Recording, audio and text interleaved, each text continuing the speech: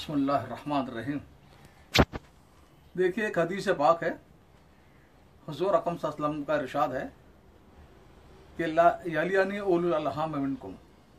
ये नमाज के मुतालिक है कि आप फरमाते हैं तुम में जो उलुल अरहाम है, जो समझदार हैं, जो फ़क़ीह हैं, सूझबूझ वाले, वो लोग मुझसे करीब रहें। हालांकि नमाज अमर ताबुदी है, यानी इबादत है, जैसा कहा गया वैसा करना है। अकल का कोई दखल उसमें नहीं है। हाँ, कभी कभार अकल के इस्तेमाल की ज़रूरत पड़ती है कि अगर इमाम शहीद हो जाए या मर जाए तो फिर पीछे वालों क्या करना है। तो अमर ताबुदी ने भी फरमाते हैं कि अकल वाले, सूझबूझ वाले, वो मुझसे ज़्यादा करीब रहें। तो जो मामलात होते हैं तंजीमों के, तहरीकों के, तो इन मामलात में आज हमारा हाल ये है कि हर तंजीम, हर तहरीक, हर जामे और दारुल, हर आदमी चाहता है कि मेरे पास सारे जी हुजूर ऐसे लोग ना जो अकल से खाली हों, बिल्कुल बुद्धू किस्म के हों, ताकि मेरी मर्जी चले। देखिए, इस्लाम अकल और शऊर का मजहब है। जब हुजूर अक़रम सल्लल्लाहु अलैहि वसल्लम ने दावत शुरू की, सबसे पहले जो करीब आए और मुसलमान हुए, वो सबसे ज्यादा उस माशरे के, उस सोसाइटी के सबसे ज्यादा काबिल लोग थे, अक्लमंद लोग थे, सूझबूझ वाले लोग थे, फ़हम और फिरासत वाले लोग थे, जो शुरू में मुसलमान हुए। देखिए, साहबा कोई शूरा वाली जमात नहीं थी, जैसे आजकल हर जगह शूरा बनी हुई है। कोई जमात शूरा की, लेकिन हर मुसलमान शरीक होता था, लेकिन हर एक को पता था कि बोलने का हक किसका है। सब खामोश रहते जब तक सिद्दीक अकबर ना बोले। साहबा जानते थे सिद्दीक अकबर का मकाम है, फिर उमर फारूक का है, फिर उस्मान गनी, हज़रत अली का है रज़ियल्लाहु ताला अन्हु। तो सबसे ज्यादा सूझबूझ वाले लोग थे। तो दो चीजें दीन के, देखो दीन के जो उसूल हैं वो क़यामत तक के लिए है।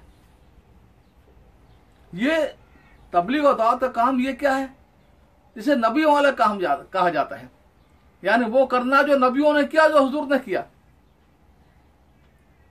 यही वजह हजरत मौलाना इलियास रहमतुल्लाह तड़पते थे, तरसते थे कि समझदार लोग, फकीह लोग, दीन की बसीरत और फाहम रखने वाले लोग मेरे करीब आए, और जो दुनियावी सूझ भी रखते हैं वो करीब आए। खुतूत पढ़िए मौलाना के, जो मौलाना मोहम्मद अली जौहर जैसे सियासी लोग थे उनके नाम खुतूत पढ़िए। डॉक्टर जाकिर हुसैन के नाम, जो सदर बने हिंदुस्तान के, सैयद सलमान नदवी, कारी तैयब साहब, तड़पते रहे कि ऐसे लोग करीब हों। क्यों? कि आलमी काम है, दुनिया में सूझबूझ वाले चाहिए, जी हुजूर नहीं चाहिए। और अल्हम्दुलिल्लाह निजामुद्दीन में अभी तक साहिब इल्म जो है, कुरान सुन्नत का इल्म उनके पास में काम है, लेकिन दुनिया में इसका एहतमाम नहीं हो सका। बांग्लादेश है, मौलाना अब्दुल अजीज खुलनवी रहमतुल्लाह अलैह, मौलाना सईद अहमद खान साहब के पास में 2 साल रहा हिजाज में। तो अक्सर खुतूत मौलाना मैं लिखता था, तो मुझे अंदाज होता था कि मौलाना जिनको खुतूत लिख रहा है वो कौन किस दर्जे का है। तो मैंने देखा मौलाना अब्दुल अजीज खुलनवी, उनकी बड़ी अहमियत थी मौलाना के नजदीक। वो यहां पर तशरीफ लाए थे अमेरिका के इज्तिमा से पहले 84 के, और मैं उनके साथ गया था यहां से डीसबरी तक। लेस्टर में नमाज पढ़ी फजर की। अब वहां के जो हमारे मौलाना लूनत साहब, उनके पीछे नमाज हुई। मैंने देखा मौलाना बड़े साहिब कश्फ लोगों में थे। फजर के नमाज के बाद फिर वो 2 रकात पढ़ रहे। मैं कहा फजर के बाद तो कोई नमाजी ने, मैं कहा हजरत ये क्या है?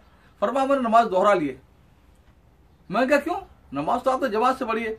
फरमाया इनके क़रात में इतना तसन्नो था, इतनी बनावट थी, इतनी रिया नजर आती थी कि मेरा दिल नहीं माना।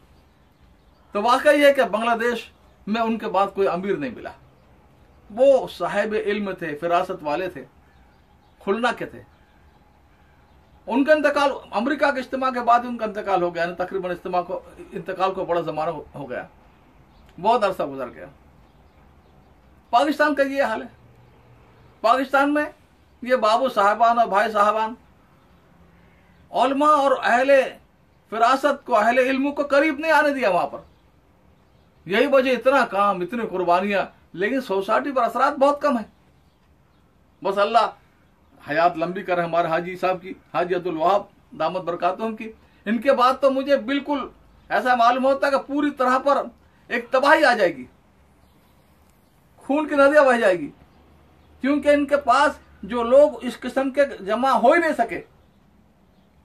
तो दुनिया में यहां पर यही हुआ, यहां पर कोई साहिब इल्म इनके पास थे, जैसे रायबन में यहां पर भी थे कुछ, लेकिन वो इस दर्जे के जो जिन्हें गुलाम बना कर रखा गया, ताबे मौलवी, जी हुजूर वाले मौलवी नहीं, वो मौलवी जो आपको कुरान सुन्नत का हुक्म बता सके, सही राय दे सके। यहां पर वो ही रहा। मैं जब आया, मैं देखा यहाँ के मेरे सारे लोगों से ताल्लुकात हैं, सारी तंजीमें, सारी तहरीकें, मुख्तलिफ मुसलमानों के ग्रुप हैं। हर जगह जाता हूं तो बड़े काबिल लोग नजर आते हैं, समझदार लोग नजर आते हैं, आला तालीम याफ्ता नजर आते हैं, मामलात पर गहरी नजर रखने वाले।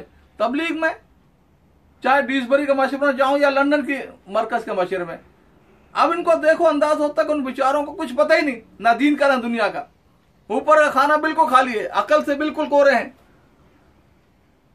शुरू में।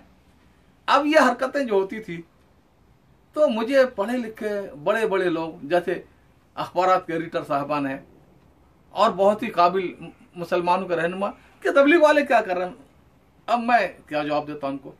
यहां पर शूरा ही पूरा जाहिल थी, पूरे का पूरी शूरा। फिर मैंने फासला कर लिया, फिर मैं एक जवाब देना आसान था कि भाई मेरा सरसरी ताल्लुक इनसे इतना ज्यादा नहीं है, मैं उनको कुछ बोल नहीं सकता अपनी जान बचाने के लिए। तो मैं अर्ज कर रहा था कि इस वक्त में जरूरत है कि ऐसे लोगों की कदर की जाए और करीब ला जाए हर मुल्क में, जो दीन का सही फहम रखते हो, कुरान और सुन्नत के गहरे इल्म रखते हो। काम तो यही करेंगे क़यामत तक। दूसरी बात मैं अर्ज करना चाहता हूं कि इस वक्त में जो हमारे जिन्हें बनिया ग्रुप में कहता हूं, चाहे वो कहीं का हो, अलीगढ़ के हों, साउथ इंडिया के हों, गुजरात के हों, रायबन और कराची, कहीं के, अब इनका हाल ये है कि मौलाना साद के खिलाफ एक महाज बनाया हुआ, सारा इंटरनेट भरा हुआ है,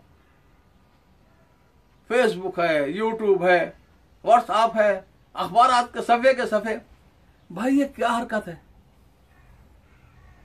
अभी तक 2.5 साल पहले तक मौलाना साद फरिश्ते थे, ये सारे बनिए जो आज अकाबिर बन के आलमी शुरा बनकर जी हजरत कहते, मुंह इनका जबान नहीं थकती थी। लेकिन अब सारी बुराइयां गोया मौलाना साद में आ गई हैं। कोई तोहमत, कोई अल्जाम, कोई बहतान ऐसा नहीं जो मौलाना साद। मालूम होता जब से कायनात बनी है मौलाना साद से बदतर कोई आदमी, गलत कोई आदमी दुनिया में आया ही नहीं। कितनी गलत बात है। मुसलमानों के सोसाइटी की बुनियाद हुस्न ज़न पर है। मौलाना इलियास रहमतुल्लाह फरमाते थे, हमारा मोमिनीन का आपस का हुस्न ज़न ये अल्लाह के खजानों में से खजाना है। ये अगर हो जाए कायम तो फिर हमारा काम कई गुना बढ़ जाएगा। दुनिया के हर मसलक में देखा, हर मजहब और हर जगह देखा कि जो अपने बड़े हैं उनकी औलाद की कोया रियायत की जाती है, उन्हें इस तरह सरेआम जलील नहीं किया जाता। किसी जगह पर भी आप देखें, किसी मजहब को आप देख लें, देखिए ये जो औलिया कराम है, ख्वाजा अजमेरी रहमतुल्लाह अलैह हैं, ख्वाजा बख्तियार काकी रहमतुल्लाह अलैह, निजामुद्दीन औलिया रहमतुल्लाह अलैह, अब इनके मज़ार पर क्या खराफात, शिर्क और बिदात। लेकिन हम अफसोस तो करते हैं, कोशिश भी करते हैं समझाने की, लेकिन सारे आम उनको रुसवा नहीं करते कि भाई उनकी निस्बत है, एक ताल्लुक है औलिया अल्लाह से, उनकी औलाद में है। अब वो लोग ये बनी है जिन्हें तबलीग के जरिए से दुनिया मिली और दीन मिला, शोहरत मिली और इज्जत मिली, लेकिन इन्होंने दुनिया के सबसे बदतर आदमी मौलाना साहब को बना दिया। ये कौन? मौलाना इलियास का पड़पोता, मौलाना यूसुफ का पोता, मौलाना हारून का बेटा, कि बस दुनिया में ऐसा कोई आदमी पैदा नहीं वो इससे बुरा। ये जो हरकत है ये अपनी अल्लाह के नजदीक गजब, अल्लाह के गजब का दावत देने वाली हरकत है। ये तो मैं अर्ज कर रहा था कि आज तबलीग का और फिर हर जगह मस्जिद ज़रार बनाना, 2 हल्के वहां बेंगलोर में फारूक ने बनाया, अभी जमात गई थी देवबंद की ओलमा की, उन्हें जलील किया गया, निकाला गया। क्यों? कि निजामुद्दीन की मौलाना साहब के पास होकर आए थे, ये कसूर था उनका। भाई कोई कहीं होकर वह अच्छी बात कर रहा है, दीन की वही बात कर रहा है जो तुम कर रहे हो, और बड़ा हंगामा उसकी वजह से। हर जगह हर शहर में इन्होंने कोशिश की, अब तो नाकाम कर दिया। हर जगह कोशिश की कि दूसरा मरकज मुकाबले में बन जाए। ये उनका जिंदगी और कुर्बानी देने के बाद, दावत में वक्त लगाने के बाद आखिरी उम्र की ये हरकत है। अभी की बात है 2017 की फरवरी की। हजरत मौलाना इब्राहिम देवला सबसे बेहतरीन आदमी मेरे नजदीक उस ग्रुप में मैं मिला। मौलाना ये फरमाया कि भाई अमीर तो मौलाना सादी है, मरकज तो बंगलो वाली मसीदी है। हाँ यह कि कुछ मारधाड़ से घबरा कर मैं आ गया था। शूरा की जरूर बात करते थे, अपन की साल में इन्होंने और कहां तक पहुंचा दिया उनको। तो मार्ज कर रहा था कि इसको सोचने की जरूरत है। देखिए एक बात और मार्ज करूंगा, वो ये कि कोई जबानों का भी फर्क होता है। जबान, हमारे अकाबरीन को अंग्रेज से नफरत क्यों थी कि अंग्रेज की शरारत थी जबान में, और अंग्रेज से हालत जंग में थे। जब हालत जंग में होते हैं दुश्मन कर चीज नफरत होती है। हिंदुस्तान के जितनी जबानें हैं वो संस्कृत से निकली हुई है। गुजराती है, मराठी है, हिंदी है, बंगाली है, सारी जबानें। और जो जबान आप सीखोगे उसकी माशरत भी आएगी। आप अरबी पढ़ोगे तो अरबों की माशरत जी चाहेगा, अंग्रेजी पढ़ोगे तो अंग्रेज वाली माशरत तर्ज जिंदगी वो जी चाहेगा। इस तरह गुजराती या हिंदी जबानों में हिंदुओं के माशरे की तरफ तबीयत चलेगी। तो आदमी मुतासिर होता जो जबान पढ़ता उसकी माशरत से, फिर उसका फिक्र फलसफा, उसके अकायद, उसका मजहब, उसके तौर तरीकों से मुतासिर होता है। और बड़े हर जगह हर सोसाइटी में अच्छे बुरे लोग होते हैं, हर जगह होते हैं। लेकिन गुजरात का खित्ता वो है जो सबसे ज्यादा इस्लाम को दुश्मनी में पेश रहा। हमने देखा पूरी तारीख में, मेरी गहरी नजर तारीख पर, तफसील का मौका नहीं, 2-3 सिर्फ बातें। सबसे पहला, जब श्रीलंका में कुछ आज श्रीलंका के तो जजीरा सरनद्वीप कहा जाता था, कुछ अरब ताजिरों के वो शहीद हो गए या इंतकाल करके उनके 20 बच्चों का एक बादबानी जहाज के अरब ले जा रहे थे। राजा दाहिर, देखिए सिंध और गुजरात अभी 20वीं सदी के शुरू तक 1908-9 तक एक ही था, तो सिंध और गुजरात एक ही था। राजा दाहिर ने यतीम और बेवा बच्चियों और बच्चों काफिले को लूट लिया। इस्लामी जो हुकूमत थी बनी उमैया, उनके गवर्नर जो कर्ज करीब इराक का इलाका था, हज्जाज बिन यूसुफ ने सफीर भेजा अपना कि भाई ये क्या है, वो हमें हवाला करो, बच्चे और औरतें और बेमाएं।